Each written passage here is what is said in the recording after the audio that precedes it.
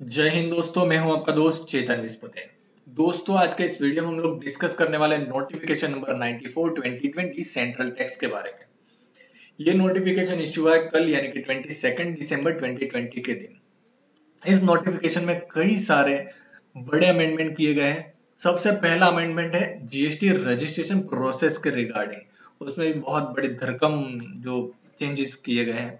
उसके अलावा रूल 36 सब रूल 4 में जो आईटीसी यूज करने की जो लिमिट थी वो 10% थी, अब उसे घटा के 5% कर दी गई है। तो इसका मतलब है फ्यूचर में उसे वो 0% भी कर सकते हैं। उसके अलावा और एक बड़ा अमेंडमेंट है जहां पर जिसका मंथली टर्नओवर 50 लाख से ज्यादा है तो उसे कंपलसरी 1% कैश लेजर से पे करना होगा। हालांकि यहाँ पर कुछ एक्सेप्शन दिए गए हैं। सो एक्सेप्शन को आपको जानना बहुत जरूरी है, अदरवाइज आप पैनिक में आ सकते हो। तो पैनिक में बिल्कुल नहीं आना है। मेरे ख्याल से अगर आप एक्सेप्शन पढ़ोगे तो बहुत सारे लोग वहां से ये जो लिमिट है उससे बाहर निकल सकते हो। सबसे पहले नोटिफिकेशन नंबर 94/2020 आया है कल, यानी कि उसी दिन से एप्लीकेबल हो जाएगा, एक्सेप्ट जहां पर कहा होगा कि स्पेसिफिकली पर्टिकुलर डेट से कोई रूल एप्लीकेबल हो रहा है। सबसे पहले और बड़ा, every application made under rule 4 shall be followed by biometric based Aadhaar authentication and taking photograph। तो बायोमेट्रिक बेस्ड आधार ऑथेंटिकेशन क्या हो गया? बायोमेट्रिक मतलब आपका थंब इंप्रेशन या तो रेटिना। आपका वो थंब इंप्रेशन या रेटिना लिया जाएगा unless exempted under sub section 6D of section 25 if he has opted for authentication of Aadhaar number. अगर किसी से आधार ऑथेंटिकेशन करवाना है तो उसे कंपलसरी बायोमेट्रिक बेस्ड आधार ऑथेंटिकेशन से वेरीफाई करनी होगी अपनी एप्लीकेशन। और किसी को अगर आधार ऑथेंटिकेशन नहीं ऑप्ट आउट करना है, नहीं लेना, उसे ऑप्ट आउट कर लिया तो उसे बायोमेट्रिक इंफॉर्मेशन देनी है, साथ में फोटोग्राफ और verification of KYC document of the applicant where application is an individual और such individual in relation to applicant notified under sub section 6C of section 25 where applicant is not individual along with the verification of original copy of document uploaded with application form GST REG 1। so original copy जो आपने REG 1 के अंदर registration के time पर दी होगी, original copy आपको साथ में रखनी है और लेके जाना है at one of the facilitation centre notified by the commissioner for the purpose of this sub rule and application shall be deemed to be complete only after completion of the process laid down in sub rule. इसका मतलब क्या है? आपको proper जगह पे जहां पर registration हो रहा है, फैसिलिटेशन सेंटर है, वहां पर ओरिजिनल डॉक्यूमेंट लेके जाना है। फिर वहां पर ओरिजिनल डॉक्यूमेंट को ऑफिसर वेरीफाई करेगा जो आपने REG 1 में अपलोड किया होगा। अगर आपने आधार ऑथेंटिकेशन जो है उसे चूज किया है तो बायोमेट्रिक के थ्रू हो जाएगा, अगर नहीं किया है तो ये सारी इंफॉर्मेशन वेरीफाई होगी। अगला है जो टाइम पीरियड था जो रजिस्ट्रेशन को अप्रूव करने के लिए, वो था 3 वर्किंग डेज, अब उसे बढ़ा के कर दिया गया है 7 वर्किंग डेज। तो नंबर ऑफ डेज बढ़ जाएंगे तुरंत के तुरंत। अभी जो होता था नंबर आ जाता था वो नहीं रहेगा, यहाँ पे थोड़ा डिले होने के चांसेस रहेंगे। अगला है अगर कोई person fails to undergo authentication of Aadhaar number as specified in sub rule 4A of rule 8 or does not opt for authentication of Aadhaar number, तो किसी ने आधार ऑथेंटिकेशन नहीं करवाया या ऑप्ट नहीं किया तो proper officer with approval of an officer authorized by the commissioner not below the rank of assistant commissioner deem it fit to carry out physical verification place of business। Physical verification start हो जाएगा जैसे wait के time पर होता था। The registration shall be granted within 13 days of submission of application after physical verification of the place of business in presence of the said person in the manner provided in Rule 25 and verification of such document as proper officer may deem fit। जब आपकी application submit हो जाएगी तो उसके 30 दिन के अंदर अंदर रजिस्ट्रेशन नंबर दिया जाएगा और जो प्रॉपर ऑफिसर होगा वो डॉक्यूमेंट को भी चेक करेगा, फिजिकल वेरिफिकेशन भी करेगा अगर आधार ऑथेंटिकेशन नहीं करवाया है तो। अगला है यहां पर भी 3 वर्किंग डेज की जगह पे 7 वर्किंग डेज रहेगा। अब हम मेन पॉइंट पे आ जाएंगे। अगला है यहां पर हम देखते हैं ये भी काफी पॉइंट है, बट ये रजिस्ट्रेशन प्रोसेस के अंदर ही कवर हो जाएंगे। जो मैंने आगे बताया वो ज्यादा इंपॉर्टेंट है। यहाँ पर अगर कुछ नहीं होता है, फिजिकल वेरिफिकेशन नहीं होता है, तो शो कॉज नोटिस वगैरह सब दिया जाएगा, उसका रिप्लाई देना, उस सब चीजों के बारे में कहा है। तो अच्छा, और एक पॉइंट है, ये हम लोग देख लेते हैं। If the officer fails to take any action, suppose करो आपने एप्लीकेशन सबमिट कर दी और ऑफिसर ने कोई एक्शन नहीं ले पाया, तो क्या होगा? Within a period of 7 working days from the date of submission of application in case where person is not covered under sub-rule 1, or within a period of 30 days from the date of submission application in case where person is covered under sub-rule 1, or within a period of 7 working days from the date of receipt of clarification information document furnished by the under sub-rule 2, the application for grant of registration shall be deemed to be approved। अगर जैसे पहला वाला point है, वहां पे आधार authentication करवाया और proper officer ने कोई एक्शन नहीं लिया, एप्लीकेशन को देखा नहीं है, तो 7 वर्किंग डेज में आपका रजिस्ट्रेशन आ जाएगा। अगर ऑथेंटिकेशन नहीं किया आधार ऑथेंटिकेशन, तो विद इन 30 वर्किंग डेज, 30 दिन के अंदर आपका 30 दिन के बाद में आपका जो रजिस्ट्रेशन है वो ग्रांट हो जाएगा।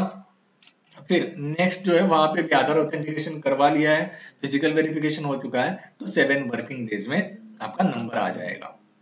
अगला, अभी ये एक और इम्पोर्टेंट रूल को इनकॉर्पोरेट किया गया है, where comparison of return furnished by registered person under section 39 with the detail of outward supply furnished in form GSTR one, आपका जो जीएसटीआर1 आपने फाइल किया है, और the detail of inward supply received derived based on the detail of outward supply furnished by his supplier in form GSTR1।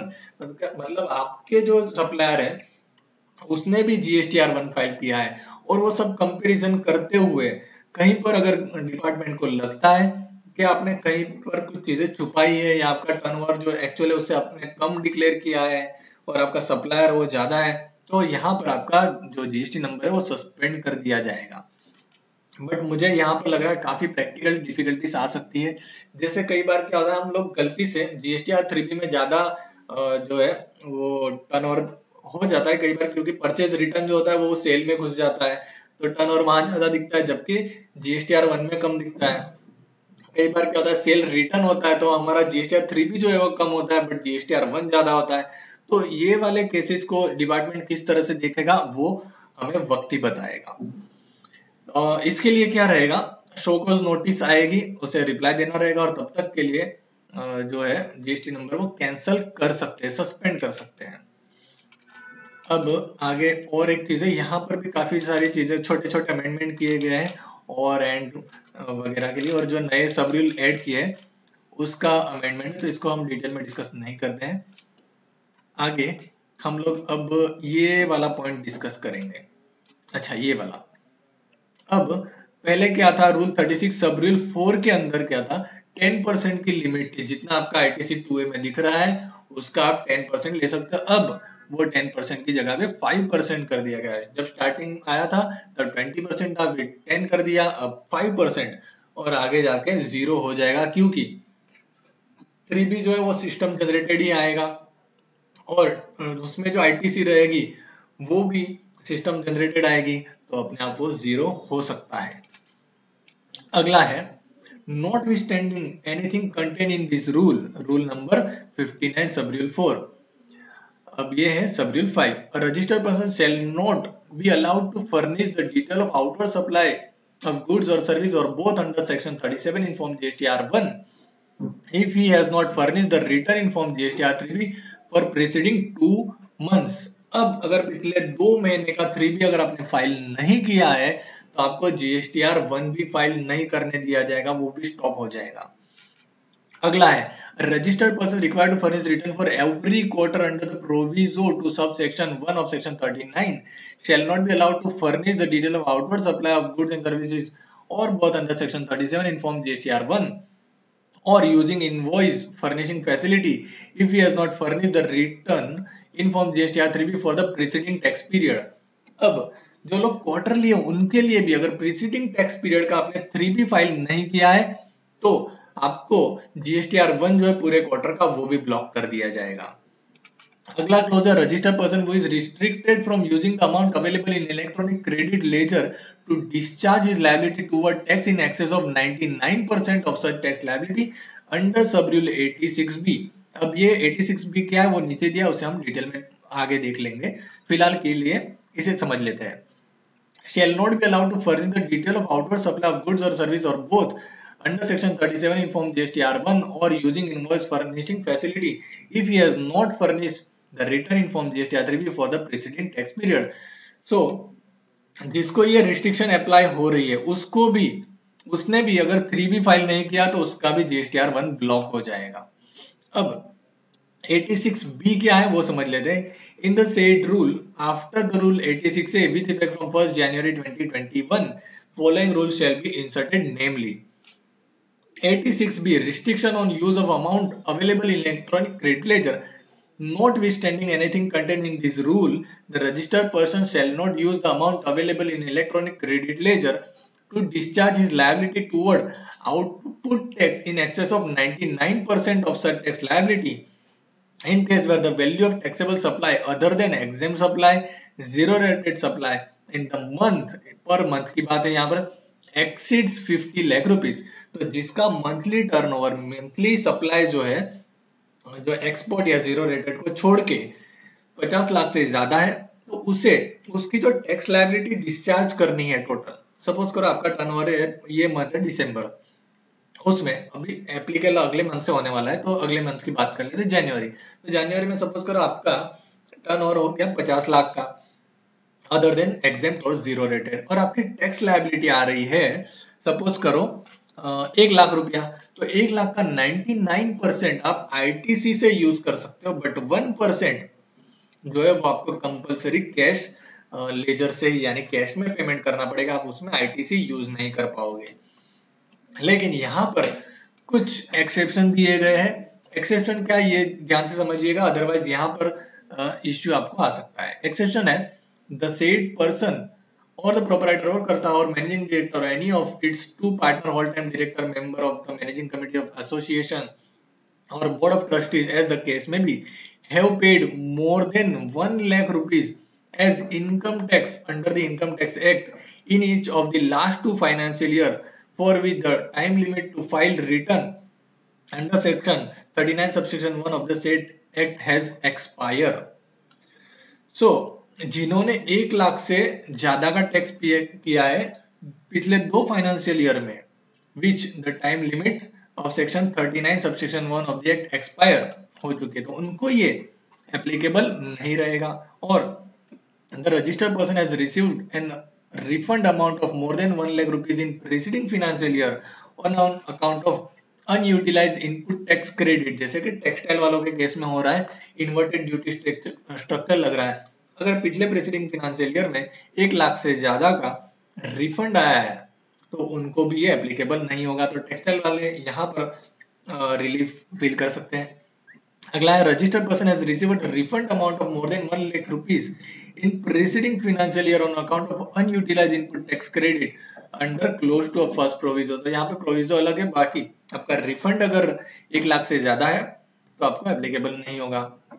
और चौथा और सबसे बड़ा एक्सेप्शन है the registered person has discharge his liability toward output tax through the electronic cash ledger for an amount which is in excess of 1% of total output tax liability applied cumulatively up to the said month in the current financial year। अगर पूरे financial year का अगर देखो और पूरे financial year में कम्युलेटिवली 1% से ज्यादा अगर किसी ने कैश से पे किया है तो भी उसे एप्लीकेबल नहीं होगा। ऐसा नहीं कि पर्टिकुलर मंथ वाइज आपको ब्लॉक कर दिया जाएगा। और एप्लीकेबल और किससे नहीं होगा, registered person is government department, public sector undertaking, local authority और स्टैट्यूटरी बोर्ड।